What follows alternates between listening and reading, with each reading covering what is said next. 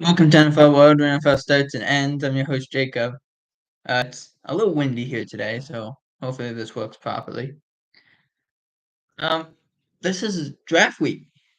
That's the best way I can put it. Draft week's not like any other week. We're actually going to do a mock draft. I have my mock draft right here that I did on the What a Play podcast with my brother, and it's not exactly the same as we on the podcast did draft style. He would choose one, I choose one.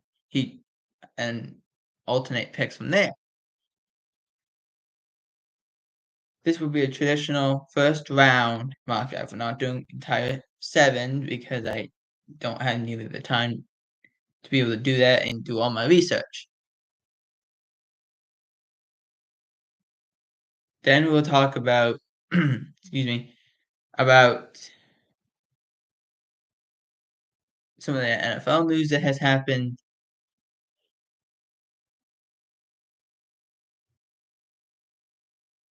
And we'll go from there.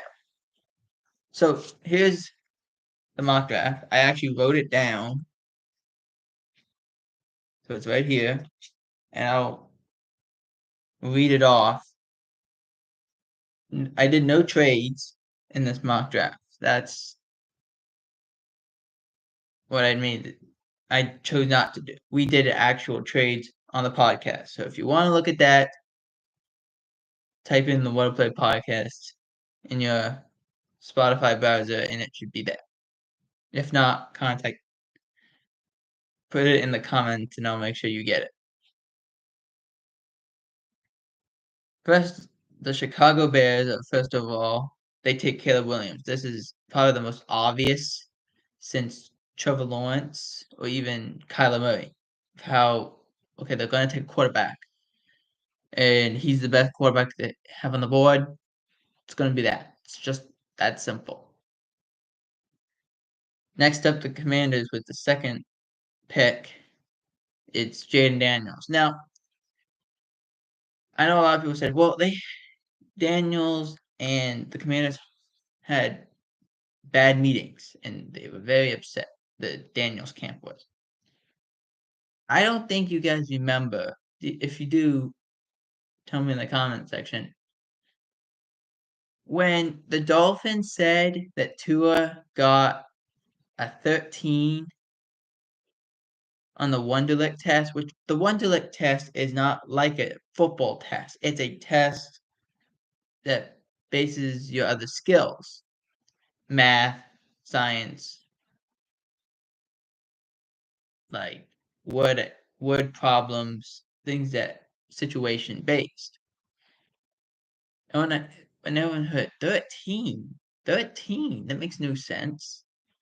And then it comes out, oh, the Dolphins kind of hit it so no one else would know. That's what they did. They didn't lie about it because it's not actual. It wasn't actually true. But they didn't tell anyone the truth either. That's how you have to look at it. But in the case of Jayden Daniels, I think that's what they're doing. Or they will take Drake May, which is a weird thing to think about. Just my opinion. The next team would be the New England Patriots. They take Drake May. I have 3 quarterbacks going in the top 3 picks. Because Drake May, I think, fits the Patriots system better than a Jayden Daniels or even a Caleb Williams because the way they operate. They are more and it just feels like with Gerard Mayo being the head coach now, they're going to want to make sure the quarterback is very prepared. And Drake May does give you some ability and some mobility, so you're not out of you're not in the worst position. Is the best way I can put it. If you take Drake May, I think he actually fits them better than like a Jayden Daniels. The 4th overall pick goes to the Arizona Cardinals. They take Marvin Harrison Jr., the kid out of Ohio State. And to me, this is the best wide receiver in the class. Michigan was the best team all year, and Marvin Harrison found a way to get open a lot in that game.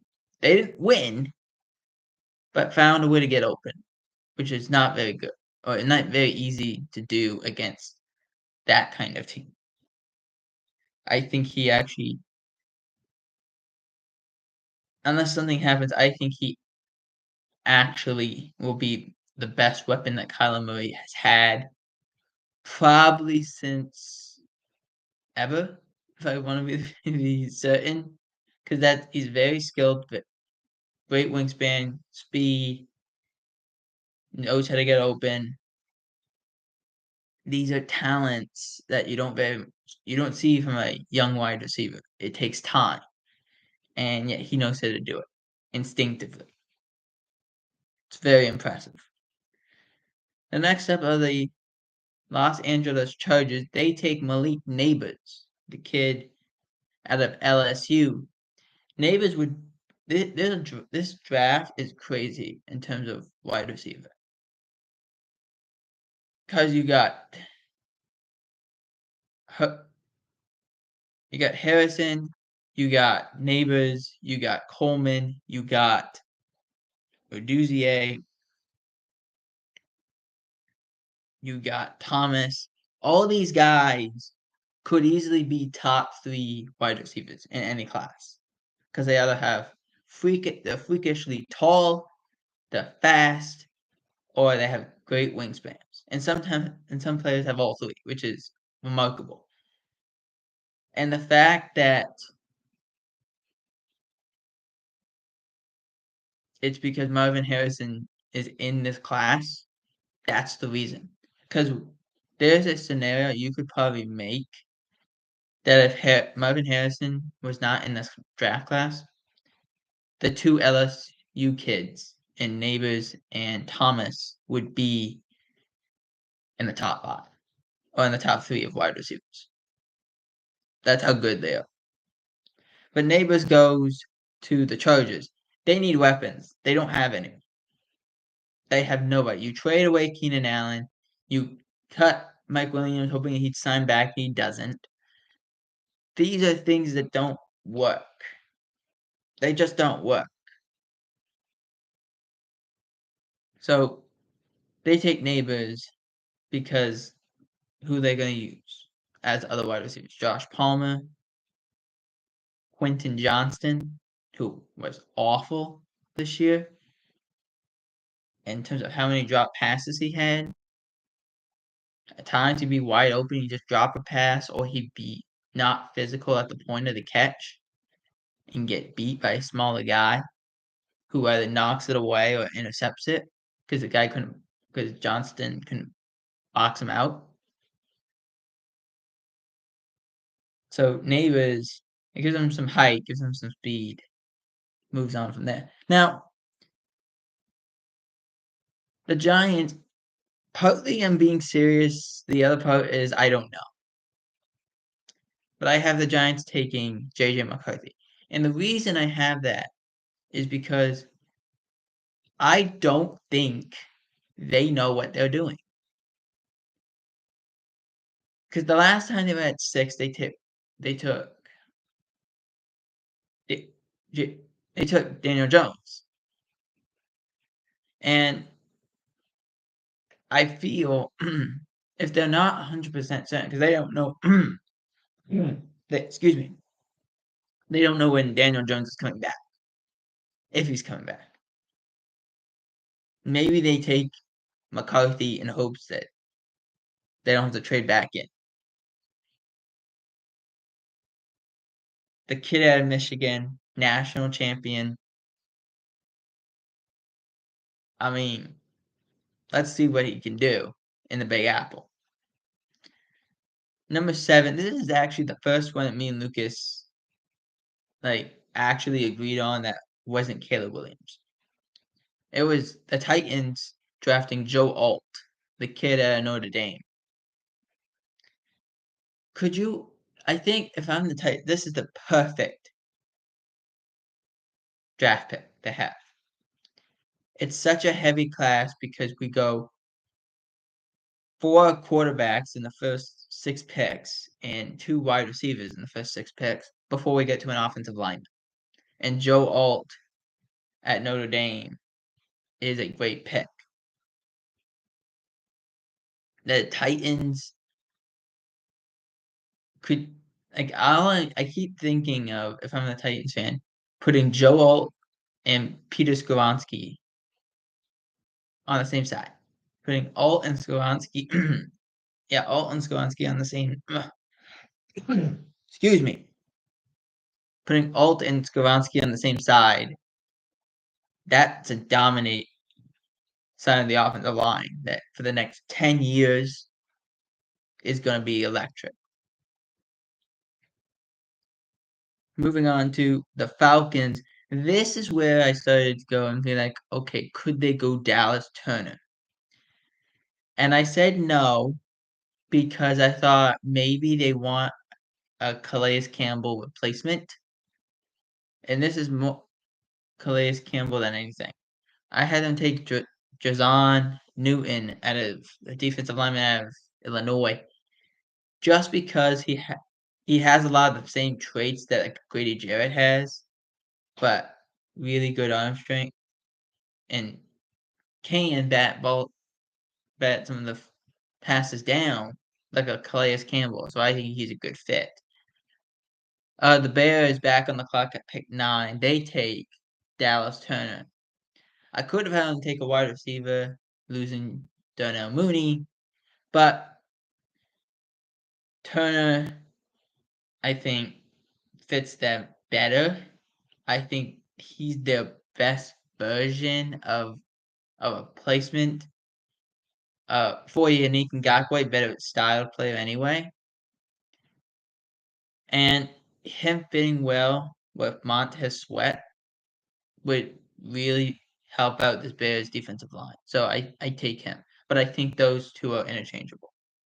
Newton and Turner, I think, will be back to back in terms of draft picks. Number 10, the New York Jets. I have him taking Roman Duzier out of Washington because they need wide receivers, and I think like the Mike Williams one was a good move. I could just see him take Roman Duzier and see what happens.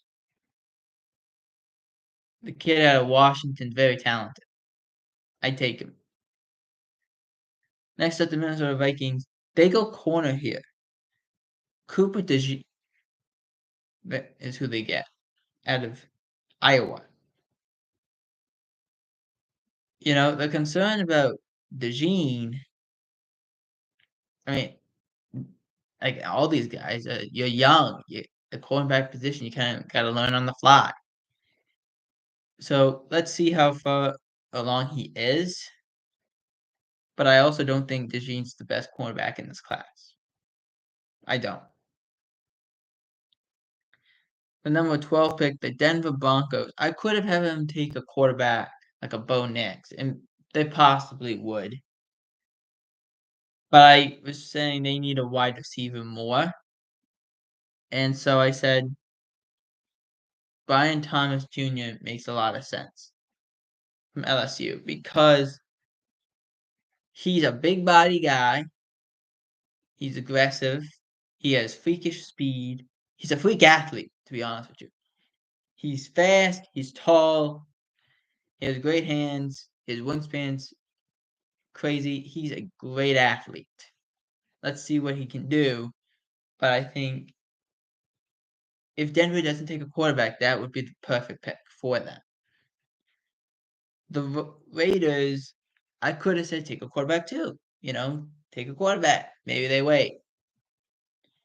Because you still got Bo Nix on the board. You still got Michael Penix on the board. You could wait until later in the draft and try to get a Jordan Travis out of FSU. But they decide they're going to go corner with Quinyon Mitchell out of Toledo, the fastest corner in the draft, one of the fastest corners in the draft. Him and Nate Wiggins at Clemson were the two fastest corners. That tells you something. And I think Mark Davis is living what Al Davis used to say, speed kills all the time. So I think Mitchell goes to the Raiders. I was actually shocked that he fell this far. Next up, the New Orleans Saints. I hope I pronounced this name right. These names for offensive linemen get a little difficult. But I think it's Talasai Fuaga, the tackle out of Oregon State. I think this is your best pick in terms of you've lost so many offensive linemen. This is your best shot. Fuaga is big. He moves very well. He's got good hand placement. And Oregon State is starting to become that place of we're going to draft some of these guys. They're pretty good. And they can match up. So Fuaga falls to the Saints. The Indianapolis Colts select Terrion Arnold, the cornerback out of Alabama. This, to me, just makes a lot of sense. The cornerback, if the rich get richer, that's Terrion Arnold can be an inside cornerback, be an outside quarterback, which is so valuable in a league that if you can put him anywhere, so you can basically just have him follow a receiver around and he'll be good. So I think Arnold, the second quarterback in this draft, the second quarterback getting picked, I should say, goes to the Colts at 15. Seattle Seahawks. This one was interesting, but I think it's the right play because this feels like a Mike McDonald pick. They take Laiatu Latu, the kid out of UCLA, medically retired a few years ago, came back, played for UCLA, had a great year, and actually did test pretty well. Now, again, the medicals have to check out, but I think this is, if you really want to comp for this guy, it's Jadeveon Clowney. That's because of how they play a similar style. So, I take Laiatu Latu at pick 16. 17 is the Jacksonville Jaguars. I have him taking a center, Jackson Paris Johnson, out of Oregon. This one burns me a lot. I think he just fits them better. I think he's the top center in the draft. The medical has to check out. He's had a hip issue. He's had concussion problems, a shoulder issue, a hamstring issue at the Senior Bowl. So once that checks out, okay. But his biggest concern is that, and the fact that same thing goes for Bo Nix. It was not their offense in Oregon was not exactly an offense. It was we're gonna throw very quick passes, so you don't have to block a very long time. So that's a concern. So let's see what happens because he only got beat one time all year, or not very much. One hurry given up. That was it. So I think that tells you that he's a good player if he can stay healthy. Number 18, the Cincinnati Bengals. I haven't taken Brock Bowers here. I think this fits what Tennessee wants to do, or what Cincinnati wants to do, excuse me. I think this is just how they want to operate. So I think Cincinnati takes Brock Bowers, the kid out of Georgia. Next up, the Los Angeles Rams. Welcome back to the first round as it's been 7 years. And you think I'm kidding. I'm not kidding. 7 years since they've had a #1 draft choice. The year after Jared Goff was when they had the first #1 draft choice. That's how insane this is. And they go offensive lineman. I hope I pronounced this name right. Olamide Fetanu, the kid out of Penn State, probably one of the best offensive linemen in this class, if I'm being completely honest. This is a very talented offensive line class. You got Joe Alt, Oli Furtado, that's what I would call him because I'm not saying that all the time. Troy Fontenot, the kid out of Washington. Let me keep going here.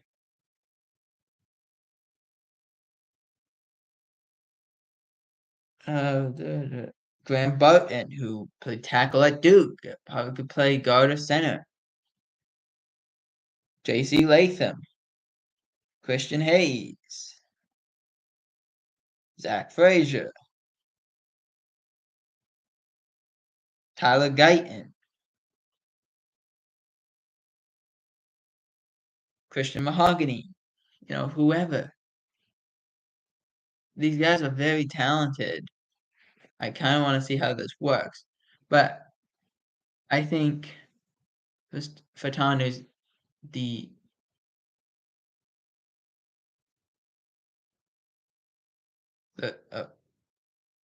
Oli Fashanu, excuse me, Oli Fashanu is the second offensive line to go off the board after Joe Alt.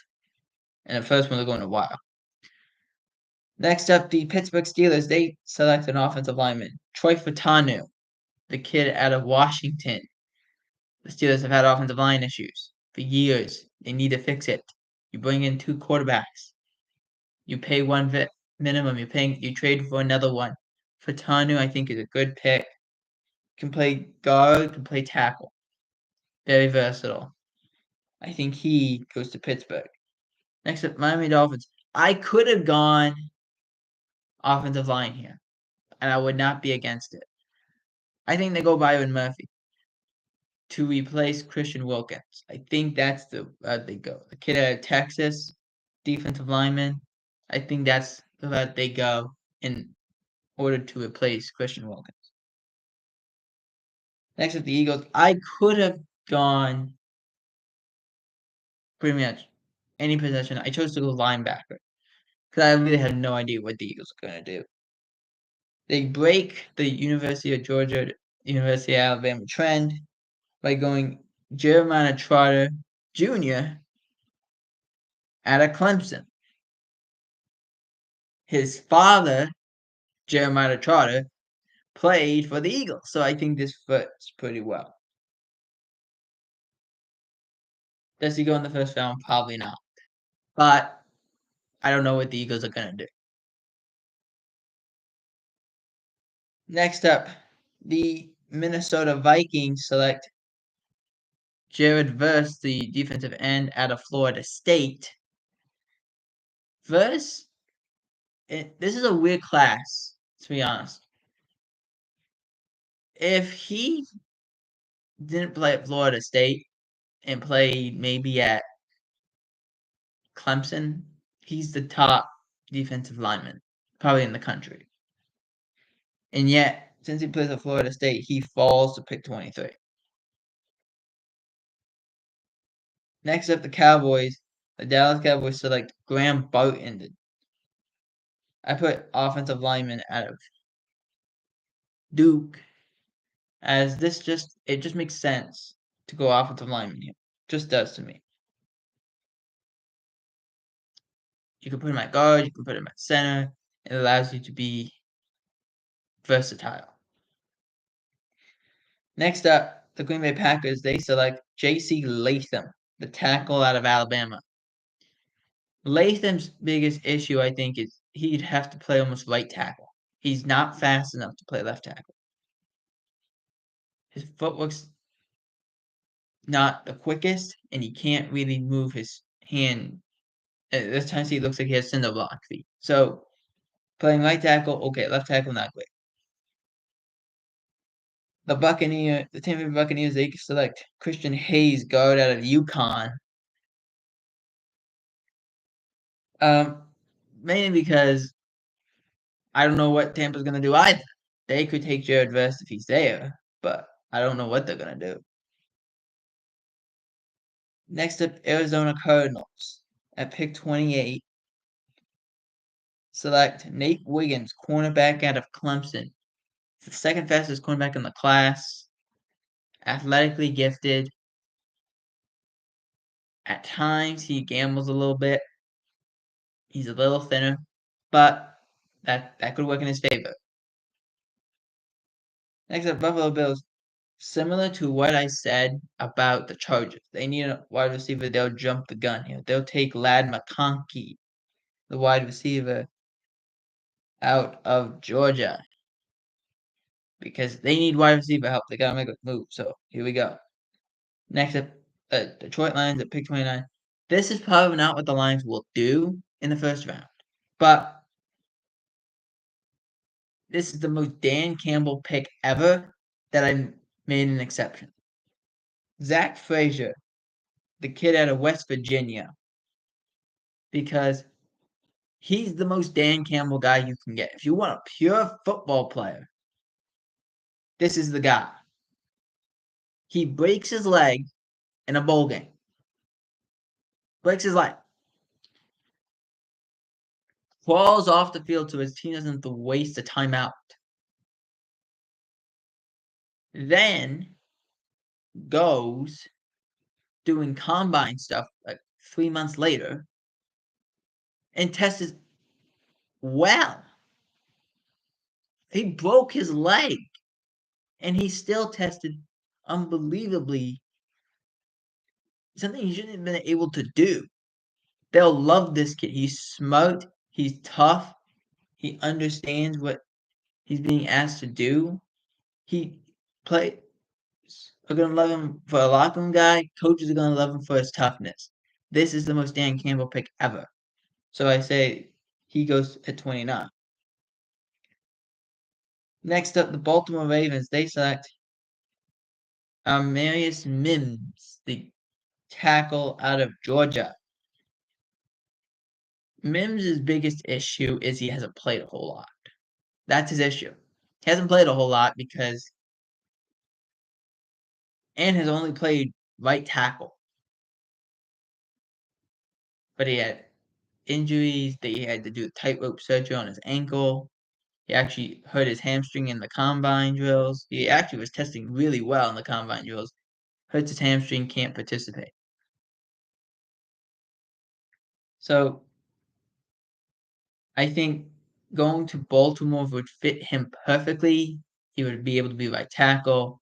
It would fit well. So Mims falls to Baltimore at pick 30.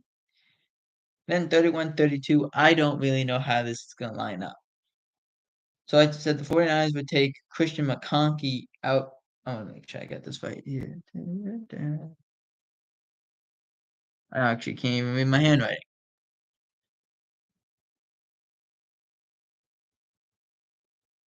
But Christian McConkey goes to the 49ers as a guard. I think that's what they need help with. Some of this interior offensive line. And the Kansas City Chiefs, they select Tyler Guyton, the tackle out of Oklahoma. Mainly because once you get past the first 4 or 5 tackles, it starts to go a little crazy. Guyton has a similar issue. Probably could only play right tackle. He's not fast enough to play left tackle. And he does have a hard time staying in position. So, but I think if you're the Chiefs, would you much rather have a Donovan Smith who's going to hold a lot, or have a Tyler Guyton who might be a little slow in getting out of the box? That's a question you need to ask. All right, moving to the NFL news of the week. We're going to do this pretty quickly here. This is news that happened this morning as the Chiefs' Rashid Rice is set to receive at least a multi-game suspension for his role in a multi-vehicle car crash, as Rice and Theodore Knox, who they don't describe, are facing 8 charges. Rice turned himself in to the Glen Heights Police Department on April 11th in connection with a six-vehicle car crash in Dallas last month. It says Rice was released on bond after being at the Tri-City Jail in DeSoto, Texas. And according to ESPN, will have a multi-game suspension. Rice and SMU cornerback Theodore Knox were involved in this car crash. Both are being sued $1 million by 2 victims.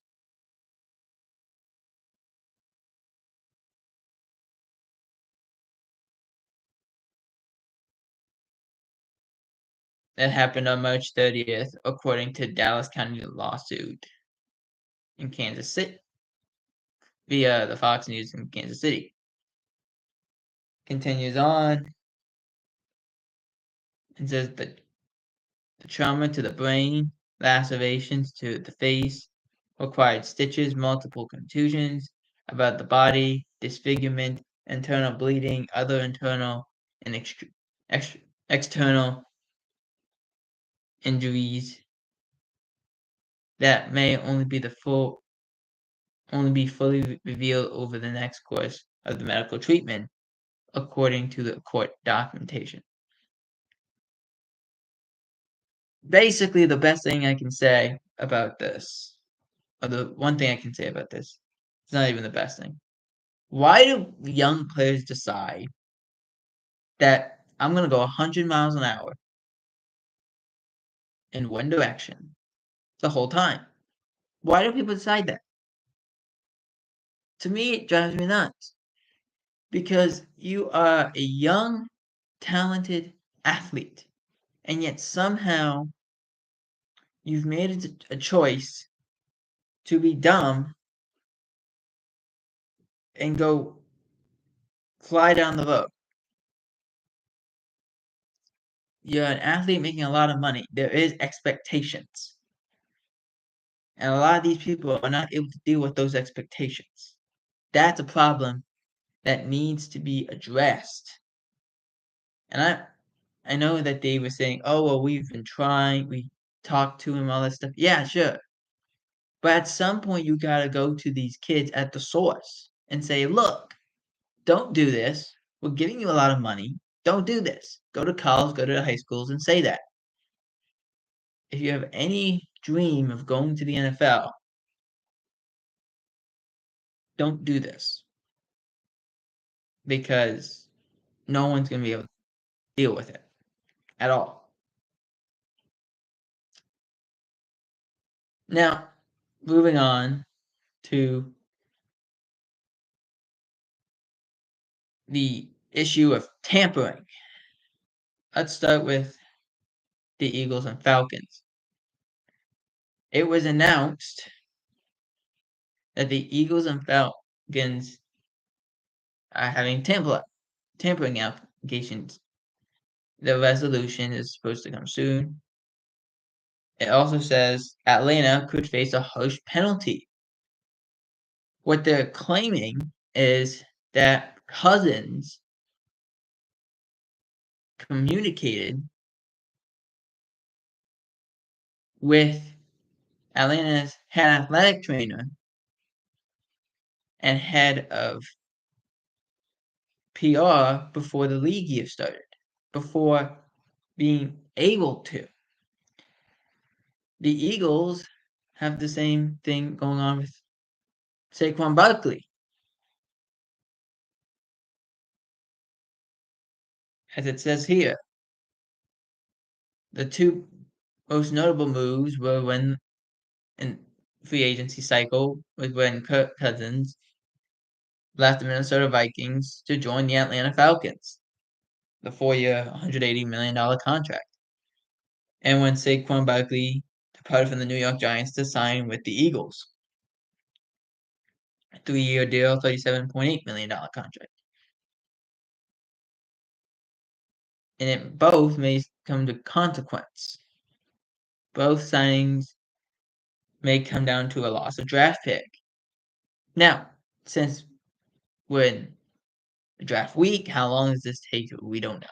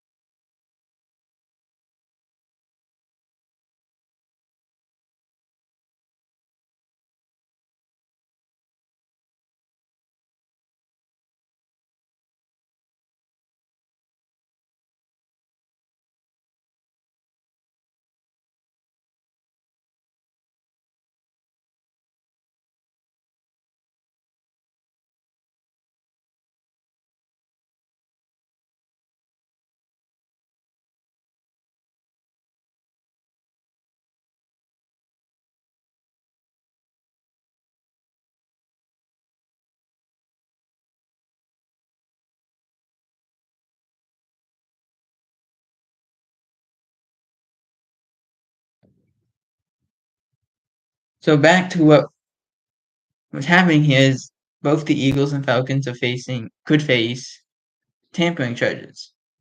Now, there's not an exact rule of what position counts as what draft pick. There's not even an exact rule for how egregious the offense is, as the Dolphins are still going through their tampering issues when they tampered with Tom Brady when he was in New England in 2019. So that's still, and we'll get into that a little bit in a little bit.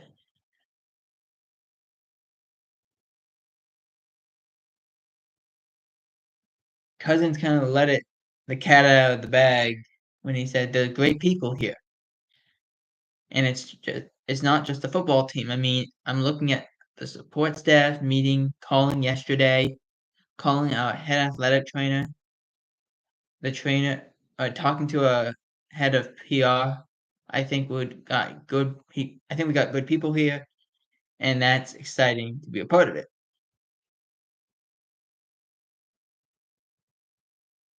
Barkley, Saquon Barkley's news actually came out from his college head coach, James Franklin, who alluded that Barkley and the Eagles general manager Howie Roseman spoke on the phone during the legal tampering period.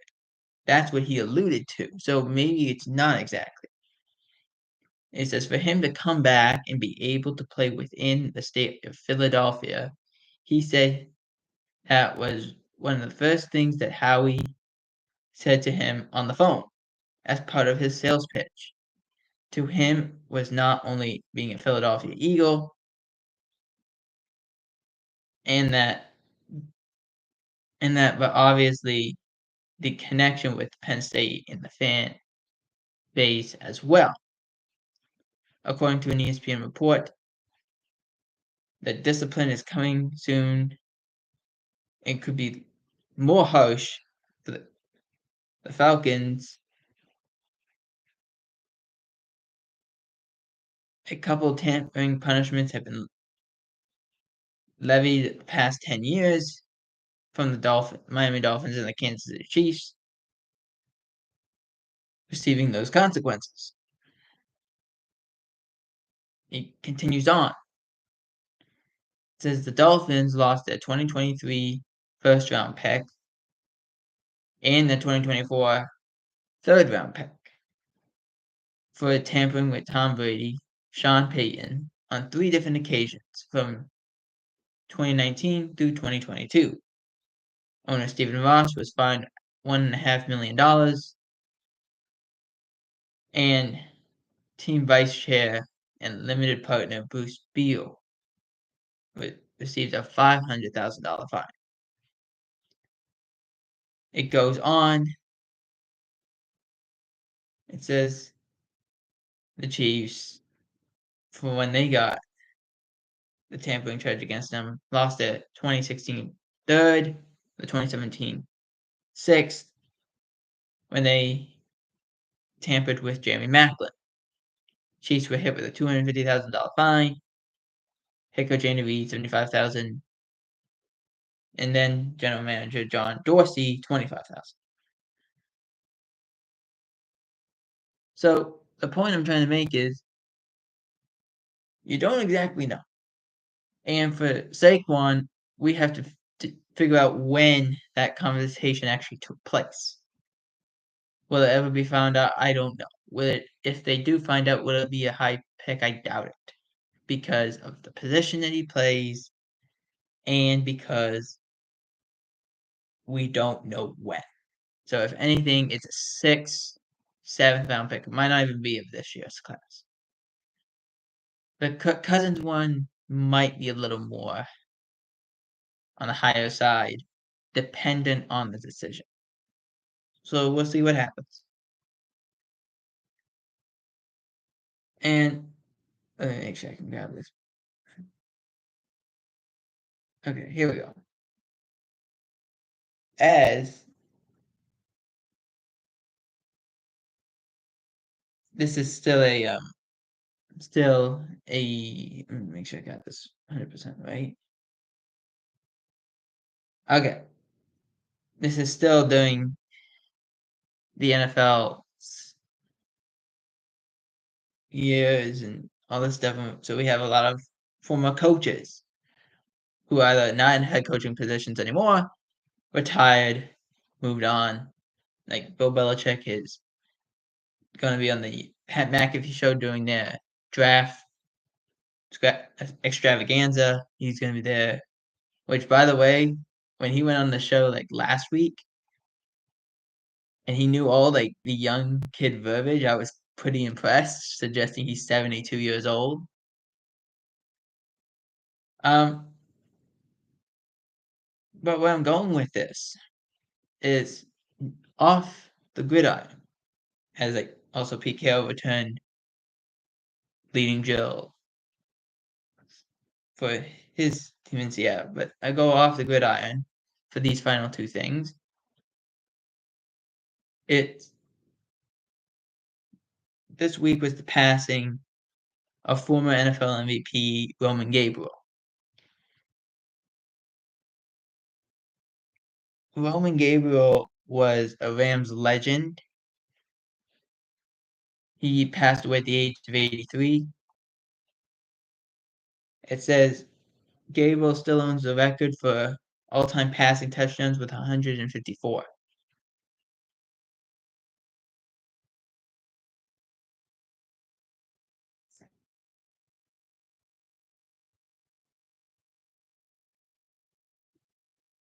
It says he passed away peacefully from natural causes. It continues on and says in 1962, Gabriel who played for North Carolina State from 59 to 61, was the first overall pick in the draft, in the AFL draft, and second overall pick in the NFL draft.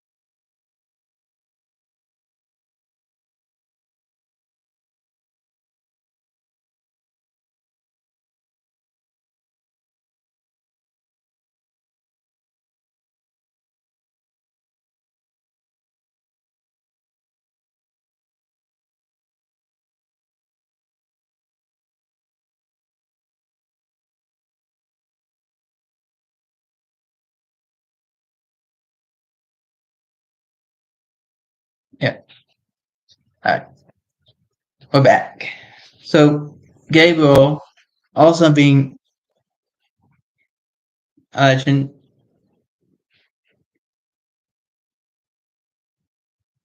in the 60s.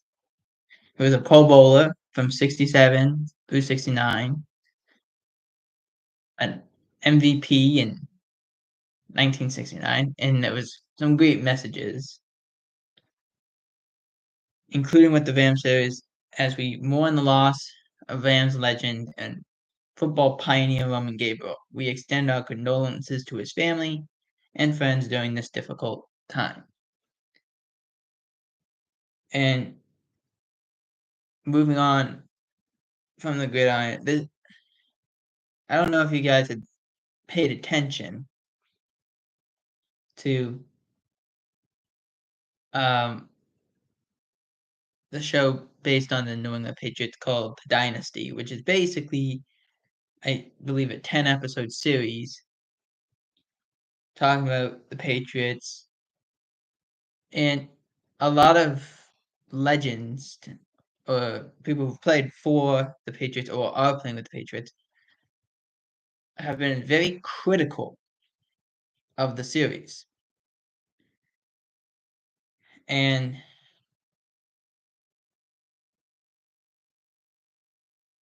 some players are that Devin McCourty, Matthew Slater, even Tom Brady was a little deterred from it. The latest person is Kendrick Bourne, who plays for the Patriots. He signed a new contract. It also says Rodney Harrison was critical of it. Basically, the idea was the way the series has portrayed Bill Belichick, making it sound like he was um, I don't want to say a term like the Antichrist because he was not that, but they basically went completely against him in this portrayal. The series chronicled the 20-year success that headlined 6 Super Bowl championships, but also highlighted the demise and bumps along the way, which painted the former coach Bill Belichick in an unflattering light. It was continued on as the anti-Belichick theme sparked a response from several Patriot players like Devin McCourty, who was featured in the series, even saying he felt like he was duped. Now Kendrick Bourne has entered the fray of the series that may have perceived against Bill Belichick. Bourne continues and says, I think it's awful. Honestly, as he was talking to Boston.com, it's just a lot. It made Bill look bad. I love Bill Belichick. I love everything he stood for. I was just kind of it was just kind of crazy how it made him look as if he seemed seemed like there was a lot of miscommunication that as from how they made him look. And it see in the confusion that was going on. I enjoyed seeing the history and I learned a lot about the history. It was also dope to learn about the team history, but they tried to swing it one way or the other, and it didn't. They didn't have to do that, and they didn't have to do him like that. I was kind of on the fence about it because I love the history part, but I hate how they made Bill Belichick look. I hate how they tried to make it look divided. As Bourne continues, I think every team goes through that. But when you are a dynasty and you win a lot, people still try to discredit you. Because the name is Kraft Dynasty LLC, appears at the end of the credit of each episode, folks have pointed out that Robert Kraft is possibly using the series to take aim at Belichick, as it came out about a week ago that when Belichick was interviewing or going through the process of potentially becoming the Atlanta Falcons head coach, supposedly Robert Kraft was called the Falcons and said, "Don't trust Bill." So it's not a shocker that fans would point the finger at Robert Kraft.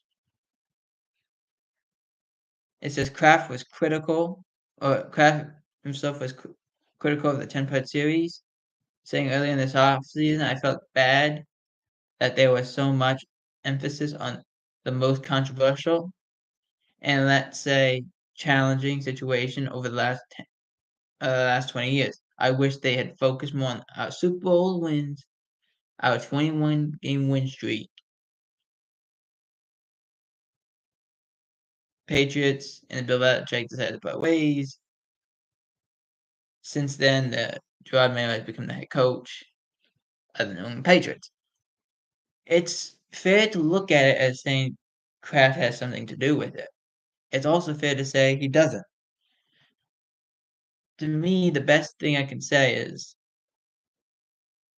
this could have been something great, but a lot of players, Rodney Harrison, uh, Matt Slater, Teddy Bruschi has talked about it. Law has talked about it. If these players are saying this, maybe it forced, like, it wasn't that way all the time. But great coaches are hard to come by. To find them doing that to one of the best to try and make a point just seems like a cheap shot. Now we will do a normal video on Wednesday. We will do a video on Friday for the day one of the draft. We'll go through every draft pick. And on Monday, we'll go through the entire draft and highlight some key names that were selected. For NFL World, I'm Jacob Hebert. Out.